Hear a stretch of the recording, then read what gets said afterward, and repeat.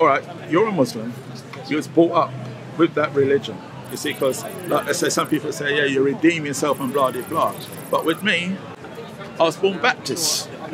But all right, I used to go to church, fine, but at the end of the day, I listen to what you're saying, I listen to what other people are saying. Sometimes if I'm not here at Hyde Park, I listen to what Bob the Builder is saying.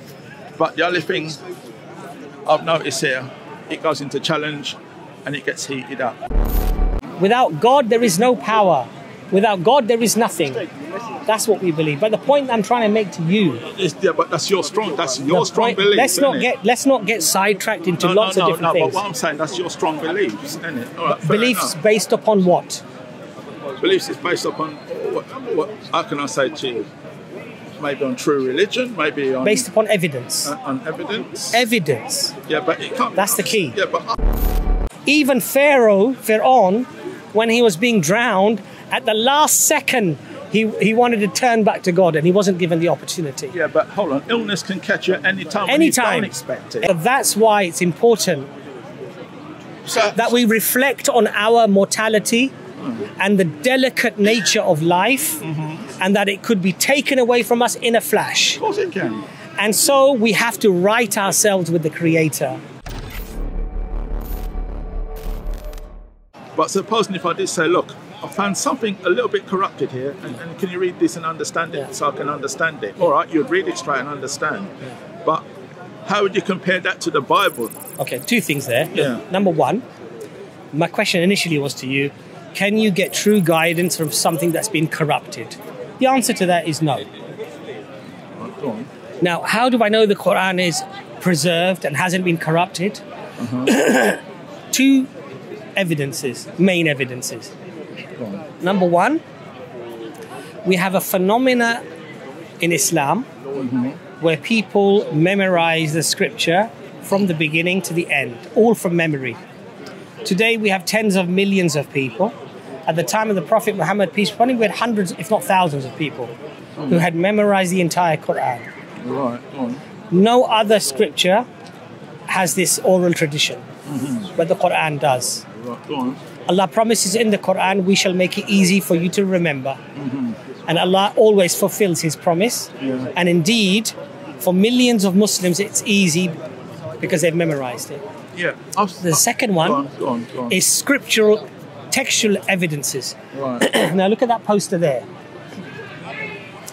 These are non-Muslim academics I've seen him. who have studied the Quran in detail. And what they're saying is, the more texts that we're finding, the greater the evidence to support the preservation of the Quran rather than the arguments against it. Yeah, but did they look from the beginning? She's a lifelong.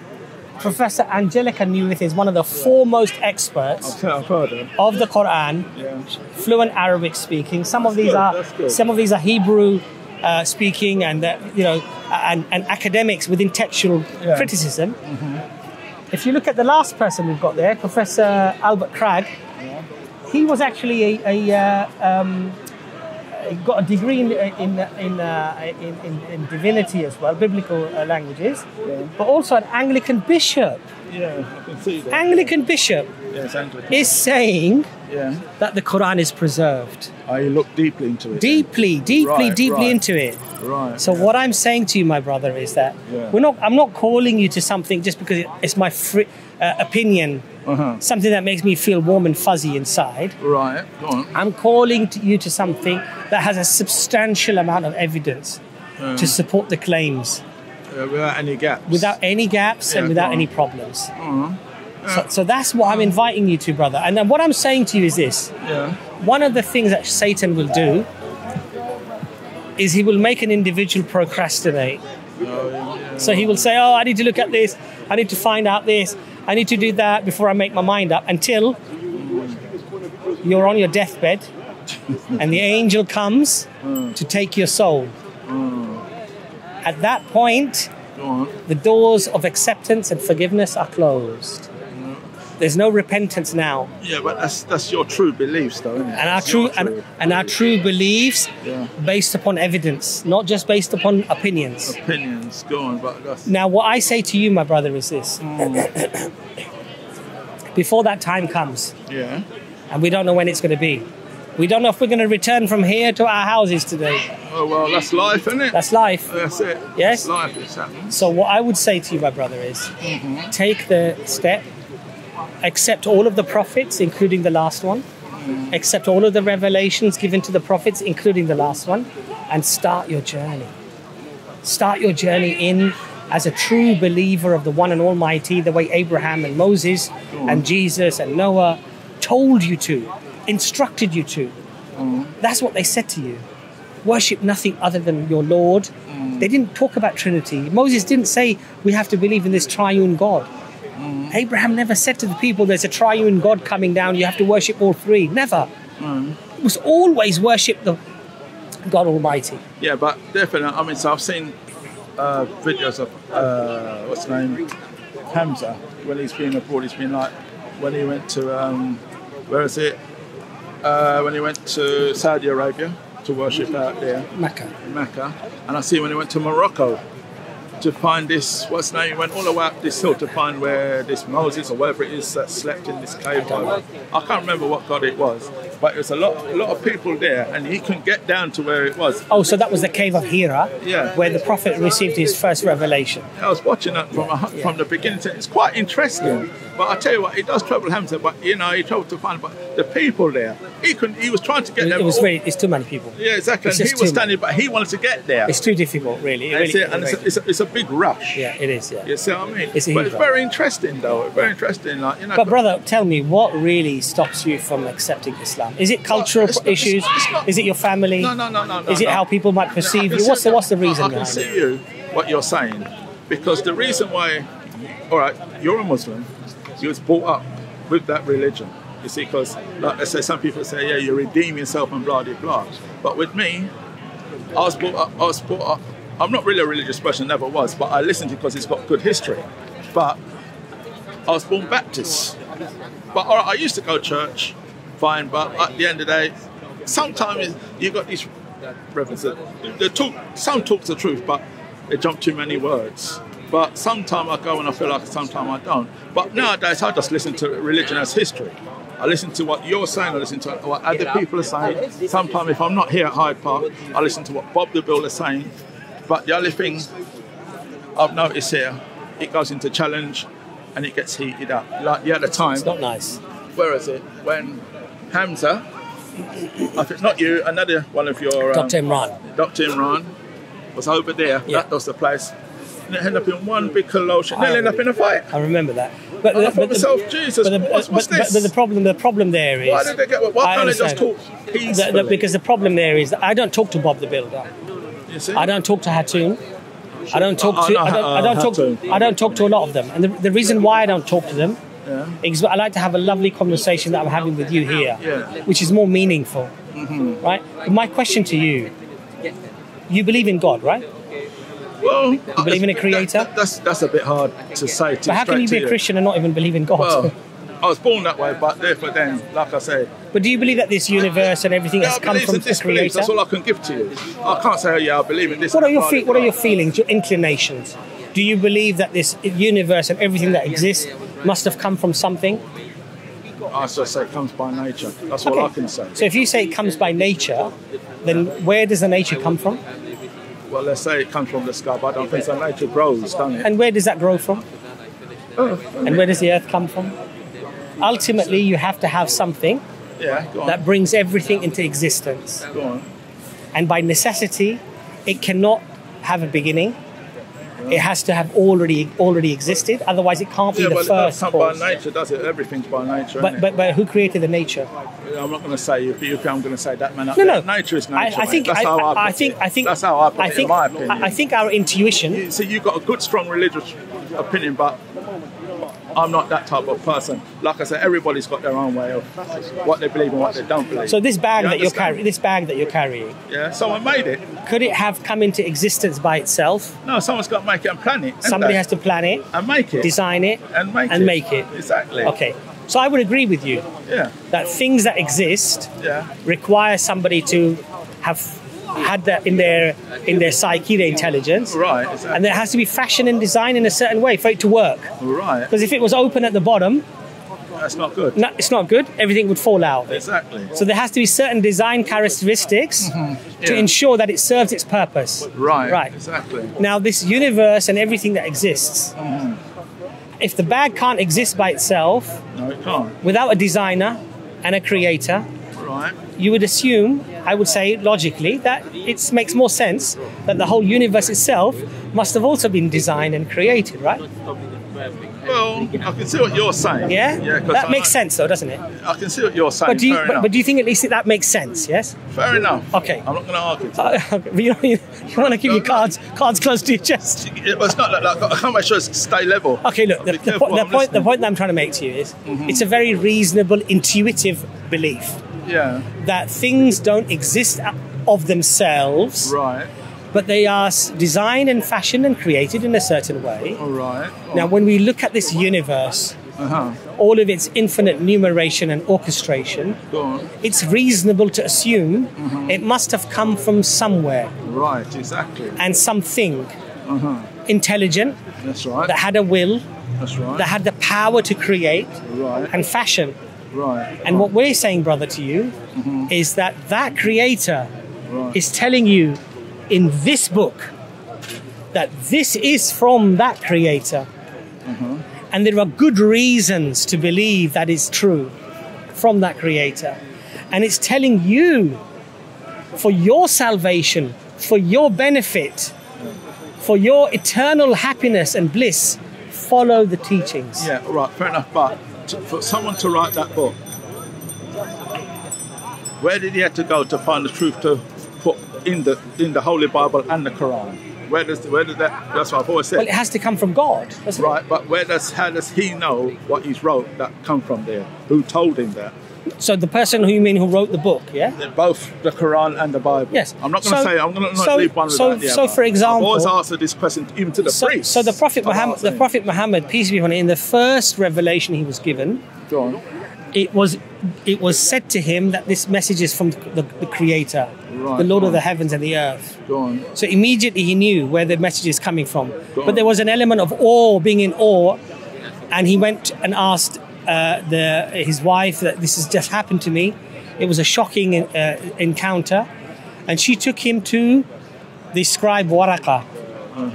And he told, because he was a learned man, he said this is the same spirit that came to the prophets before. Right, go on. And through the 23 years, the angel Gabriel gave verses of the Quran, and the Prophet knew that this is coming from God Almighty. And there were certain verses in chapter 2, right at the end, Surah Baqarah, that were given to Muhammad directly from God when he went to Mi'raj, when he went to the heavens to visit God Almighty.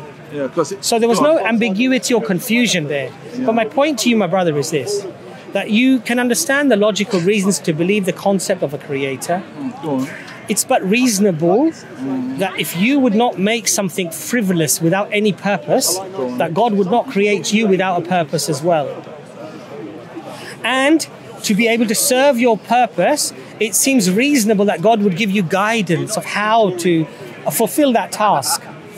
And so when there are men in history who have claimed that they are messengers of this creator, the intelligent thing to do would be at least to evaluate their claim. And when some of them have claimed that they come with scripture, they come from with the very words of guidance for humanity, that we pay attention and at least investigate the claim. Is it reasonable for me to believe that? And if it is reasonable and if the evidence is strong, then come into Islam, brother. Yeah, but you're saying that... Don't be on the sidelines. No, hang on. You're saying that God... But you're saying that... But weren't we all born out of a woman's body? Of course we were. But there you go then. Some say, how could God create you? I mean, so if we're born out of a human being's body. Where did the DNA come from? Because don't forget, the man, like there's an old saying, you don't mind me saying, I'm saying to respect to a man, not rude. They say, like, man supply, woman deliver. Where did the DNA? Where did the DNA? Who designed the DNA? No, listen. Yeah, it's been going for years where man supply. Listen, bear with me, because don't forget, when we're born inside a woman's body. The woman's pregnant. All right, she eats food, to make it grow inside the body, and she gives birth to male or female. Yeah, because like they're saying, if it weren't for women on this earth, none of us men would be here. Well, that's true. But there would be no women here either. Exactly. That's what I'm saying. But the point, brother, the point here is this: even the birth of a child, right? We believe that everything is sustained and created by God Almighty. We may understand the mechanism, the scientific mechanism of how things happen. Right, go on. Why they happen that way, and why Allah created them in that way, and how Allah sustains them so they can even function in that way, is the unseen. We don't see that. Right. But we believe that everything happens by the will of the Creator. Nothing can be sustaining itself. Right, go on. Everything is sustained, the very heart that beats in your chest. Yeah, go on. We might understand the mechanisms of how it's happening. Right, go on. But it's Allah who's beating that heart in your chest. It's Allah that is every neuron that's firing in your brain. It is Allah who's in control of everything. And if Allah lifted His control, you would disappear like a mirage. Yeah, but hold on. Can I say one thing? I mean, you're saying that the spirit is beating our heart, but don't our own heart beat when we're breathing? Because if our heart stopped, we're gone. I said to you that we understand the scientific mechanism of the heart is beating. The electrical charges, the stimulus to the muscle. The contraction of the heart, the pumping of the heart. We understand that. What I'm trying to say to you is that our concept in Islam is that Allah is in control and sustaining everything. He guards His creation, and He sustains His creation. Without God, there is no power. Without God, there is nothing. That's what we believe. But the point I'm trying to make to you, but that's your strong belief. Let's not get sidetracked into lots of different things. But what I'm saying, that's your strong beliefs, isn't it? Right, beliefs based upon what? Beliefs is based upon what? How can I say to you? Maybe on true religion, maybe on based upon evidence. On evidence. Evidence. Yeah, but it can't. That's the key. Yeah, but I can't see. This is another thing I can't get. I mean, listen, you're saying that without God, we can disappear, and you say God makes our heart beat. But, you see, how I look at it, I've seen some people have heart attack. Yes. Yeah? I've seen some people pass away with heart disease. Yes. A good friend of mine, he was fit, he was everything, he done sport, a lot. Very active, yeah? Never smoked. Next minute, he was in hospital. And when we found out how long he was in hospital for, we found out the situation, the man had heart disease. And he went from one hospital up in where is it? Up in Watford, where he lived, Hampstead, up that area. Then he had to go to another hospital in Hammersmith, West London. They couldn't do nothing with his heart at all for the weight or so, because they looked for the X-ray and said it was in a very bad condition. We cannot touch, because if we touch it, it's going to happen. Bear with me, yeah. So there's nothing much they can do. And they put him on a life support machine, but he was fighting the best way he could. All of a sudden, about a month after, he just died in his sleep. Everybody was there. I weren't there, I should have turned up, but everybody was there. He died in his sleep through that badly disease. But now, I heard what you just said about the Creator Himself. He can make your heart beat, make it good. But if a spirit can do that with all his power and all his strength, yeah, and for what he has, well, how come some people do? This is what I said. I've even said it to priests. How comes people die during the suffer of heart disease, while as a kid, a little baby when it's born, die of cot death? So I said to the priest, where does it leave the Holy Spirit? Okay, we don't believe in this Holy Spirit concept. But it's still a spiritual thing. I understand. But then, look, the point here is this. This I'm very sorry to hear about your friend dying like that. Yeah, that's all right. But this should be a point for you to reflect upon. All of modern science and technology, the tens of thousands of pounds that was spent to try to save this man, and he couldn't be saved. Right, go on. What that should tell us is, ultimately, the control of life and death is in the hands of the Creator. Go on. And when it's time to go, even if all of humanity gather together with all of their knowledge and their technology, if the man is supposed to die, he dies. They can't save him. Now, the point that I'm trying to make to you, my brother, is this. Before that time comes to you, or comes to me, and I hope that we live long and happy and healthy lives, and productive lives, and lives of mercy and of good works. Yeah, that's right. But when that time finally comes for you or for me, my brother, yes? Go on. All of humanity can get together to try to save us. But our return to Allah is guaranteed.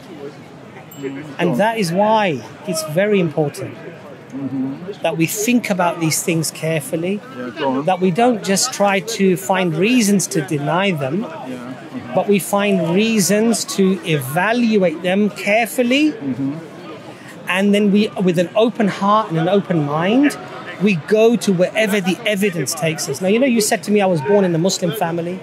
Yeah. I was born in England. Yeah, fair enough. In my teens, I thought to myself, if I don't find strong evidence to believe in this religion, from the beginning, from my teens, mid-teens, then I'm not going to be a Muslim. I'm going to go and date girls just like my friends are. I'll drink. I'll take drugs. I'll have that, you know, what is perceived to be a happy life, when in reality it's a life of destruction, right? But when you're young, it's like the Coca-Cola ads. Yeah, exactly. Yeah? People get sucked up in the Coca-Cola ads. Everyone's happy, dancing, jolly, and yet the Coca-Cola itself causes you diabetes and it kills you if you drink too much. Learn about Mexico and how Coca-Cola single-handedly is one of the main causes of diabetes in Mexicans. It's got caffeine in it. It's not just the caffeine, it's the sugars. The excess sugars, right? They'll put that in there, that's right. So society shows you that the outwardly, go on. you know, outwardly happiness, but the true happiness comes from submitting to the Creator. Now, when I studied the Quran and I studied Islam to find out truly whether there was strong evidence to support my belief, the evidence became overwhelming. Rather than it causing doubts, it increased my belief that this is the truth.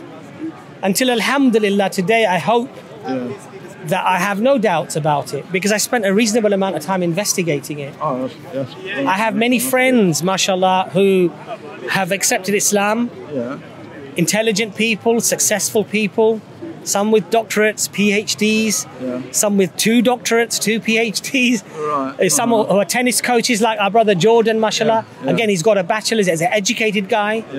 They investigated Islam. They come from a Western culture. They come from a Christian family. And they accept Islam based upon the evidence. Exactly. And what I'm saying to you, my brother, is this.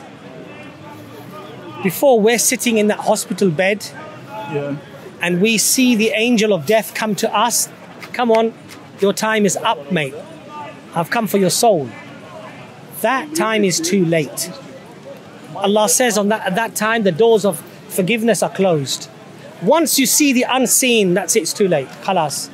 Even Pharaoh, when he was being drowned, at the last second, he wanted to turn back to God, and he wasn't given the opportunity. Yeah, but hold on. Illness can catch you at any time. When you don't expect it. Anytime. You understand? That's right. You can't just catch you by the worship. That's right. I agree. Sometimes illness can kill you. I agree. But you don't expect it. You don't expect it. Look at this thing with the what they call it, the coronavirus. Yeah. Some woman died in her 30s, and she was only young. Yeah. She's finished her university. A high qualified nurse. Yeah.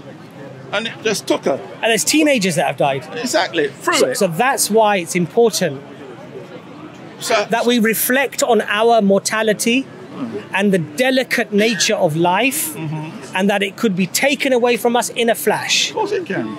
And so we have to right ourselves with the Creator. We have to worship the Creator how He wants us to worship Him.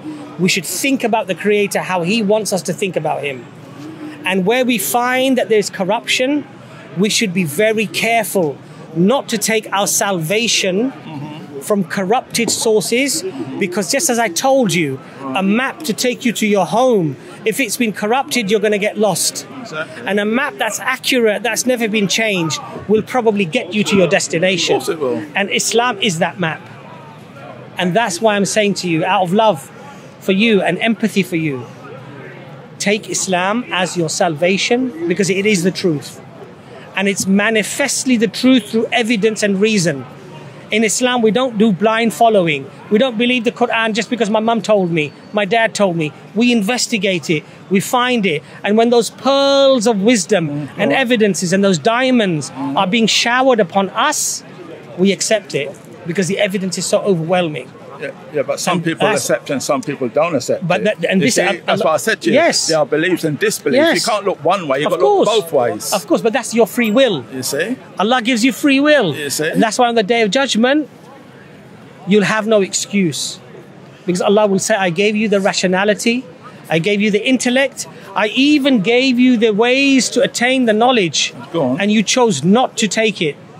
So there's no excuse on the Day of Judgment. But that's up to the individual if they want to take it or not. Absolutely. Nobody's forcing anybody. Because the Quran says very clearly, there is no compulsion in religion. Right. You either believe or you disbelieve. There you go. But on the Day of Judgment, you're responsible for that decision. So don't take it lightly. Just like when you wanted to buy your... fair enough. The vape, You didn't take it, the vape, you didn't take it lightly. No. It's a vape. Yeah. It will last a few years, maybe if you're lucky, and go in the bin. Exactly. Yet you decided on buying that one carefully. Exactly. What about recognizing the Creator? What about following the religion? Why don't we spend more time than a vape? Why don't we spend more time than the car we're about to buy, or the house we're about to buy, or the holiday we're about to go on to?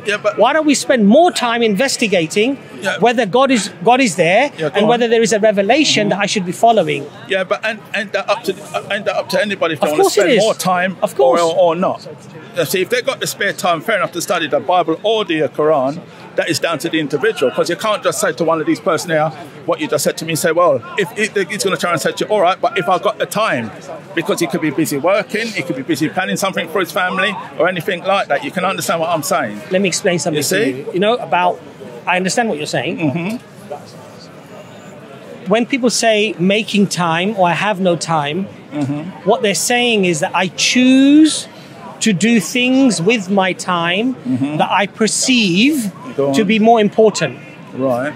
The reality is, if what I'm telling you is true, if the afterlife and the value of that is limitless, there's no value you can actually attribute to that in worldly ways. Go on. This is why Allah says on the Quran, when the disbelievers will come and face Allah, even if they give the whole world as a ransom on that day, it won't be accepted from them. So this world that we kill ourselves for, to accumulate wealth, to accumulate materialism, often so much that we can't even consume all ourselves, and it's left for our generations to fight over. The more important thing, the more pertinent thing, the more valuable thing is being right with God and having an eternal life that's of happiness and bliss in the company of God and not ending up in perpetual punishment. That's the most crucial, the most important thing that we need to think about. Yet we give more value, and I don't mean this disrespectfully, I say this generally, to the vape we're about to buy. Or the holiday we're about to go on. Anywhere. Something that we will forget in 10 years' time anyway. Yeah, true. Or in 20 years' time. We will forget it from our memory. Right. But this will be with you for the whole of your life, and your death, and your grave, and your resurrection, and on the Day of Judgment. It will be with you for eternity, this decision. And that's why this decision is so important, that it should be prioritized over everything else. What about the Bible itself, though? Wouldn't it be the same way? Well, if we, as I said to you, have established, according to biblical scholars, that the Bible has been changed and manipulated. Yeah, I know that. Even if a person then argues to me that it originally came from God, I can't accept it as pure guidance from the Creator when it's not pure guidance anymore. Go on. And if I can establish that this claims to be from God, claims to be preserved, claims to be a miracle, Yeah. and I can establish those things, Yeah. doesn't it make logical sense that I should follow it? But I know you studied that, but have you ever looked through the Bible itself Yes. from the beginning Yes. to the end? Well, yes, and you know what, brother? Yeah.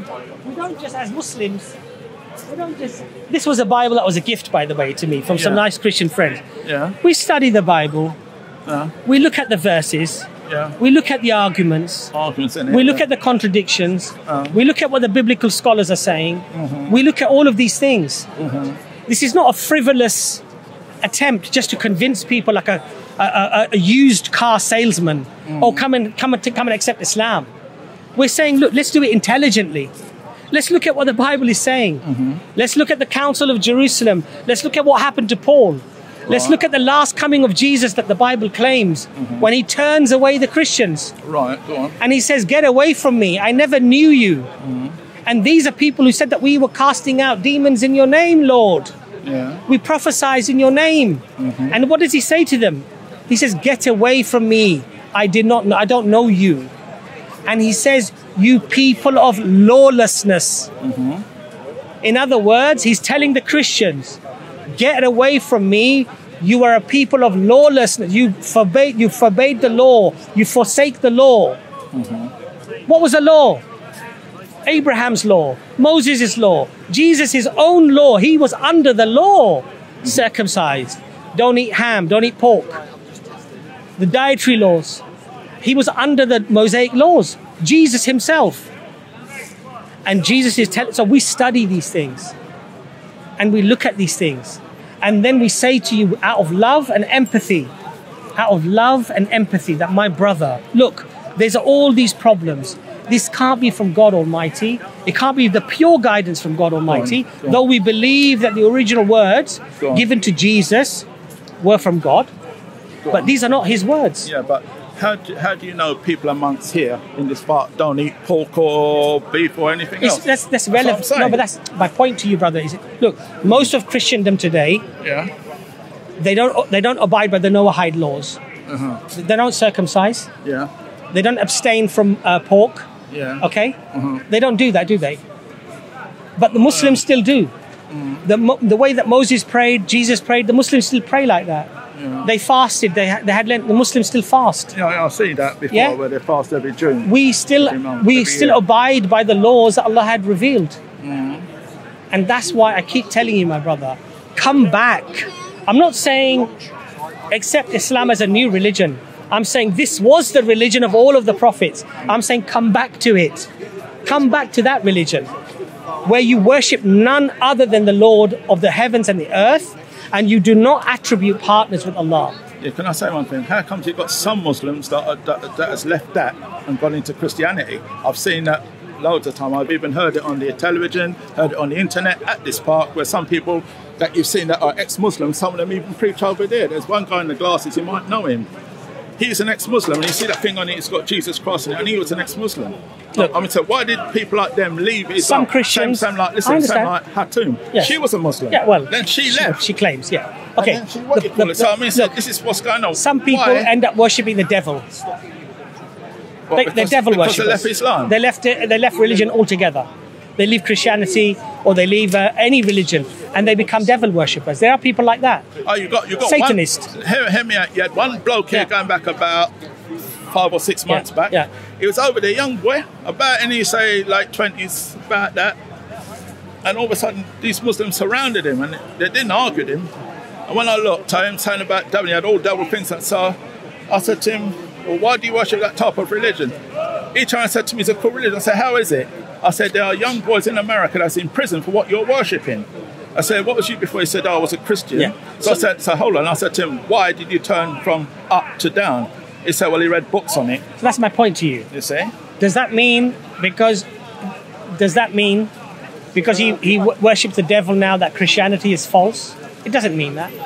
Just because some people leave Islam and they follow other religions, doesn't mean Islam is false.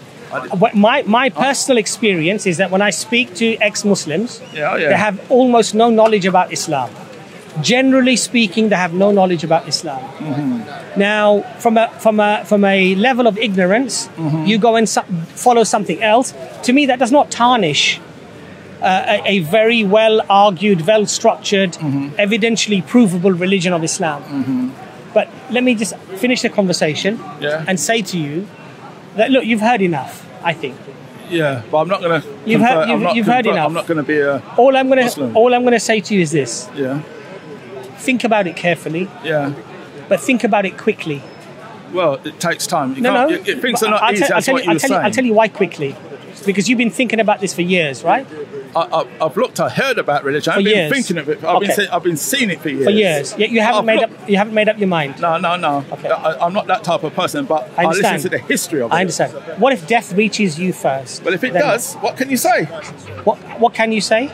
I would say there's an old saying: once your eyes are shut and you don't breathe no more, you're at peace. You can't hear nothing, you can't see nothing, you can't breathe. You're at peace. Well, you are only at peace when you pass away. You are only at peace if that soul, that life inside of you, is being ordained with and given peace. And we have a formula of how that peace is attained. But to die in disbelief, though the onlookers may see you as a peaceful, restful state, you're in trouble and in torment. What can you say? You've passed away. What should you say? There's nothing you can say. Once your eyes is closed. I understand, but what you should say is, before that time reaches me, I want to make sure that I make the right decision. Before that time reaches me, I want to make myself right with God. Before that time reaches me, I want to worship God as He would be pleased to be worshipped. As He wants me to worship. That's what I need to do. So all I'm saying to you, my brother, is this, that if you truly have an open heart and an open mind, and you study the evidences for Islam, I think inshallah ta'ala you will accept it. But you have to have an open heart and an open mind, and you have to actually look for those evidences. That's why I say you've got to look right deep into it before you start preaching. Well, when you say deep, look. It's true. The thing here about deep... I can pick up a thing and say, next minute, let me say, listen, I'm going to be honest with you. I can pick that Quran up now and say, all right, then, I believe in Islam. Next minute, I'm looking into it and there's things I might not agree with it, and come back to you and say, look, what am I doing? You see? Well, isn't it better to accept something? And learn about it. I can get confused, like, you get what I mean? That's one thing I don't like. That's why I look very carefully and listen very carefully. But I listen to the history of all religion. Will you ever? But I don't think I can be so truthful like you. Will you ever get to a stage where you gain 100% knowledge on anything? Well, if I study it first, it takes studying. 100%. Because you've got to study first. Would you ever? 100%. You would never know everything about something. Exactly. Right. So what in Islam? What you do, you look at what convinces you is powerful. That doesn't change regardless of the other concepts that you might have questions about afterwards. So, for example, what are those fundamentals? God is one. God is absolute. The Quran is a miracle. These are the reasons. Those fundamental core things don't change. So any questions that you have afterwards, they don't affect those fundamental core things. So you're still a Muslim. That's what they said, but I can't see it really. I can see what you're saying, fine. May Allah guide you, inshallah. You know what I mean? May Allah help you, may Allah guide you. No, thanks for listening to the speech. And if you see Hamza, tell him I said hello. Audley. I'm sure you'll pop down and see him now, because you know where he is. Okay, nice to talk to you. Nice to talk to you. Okay. Bye-bye.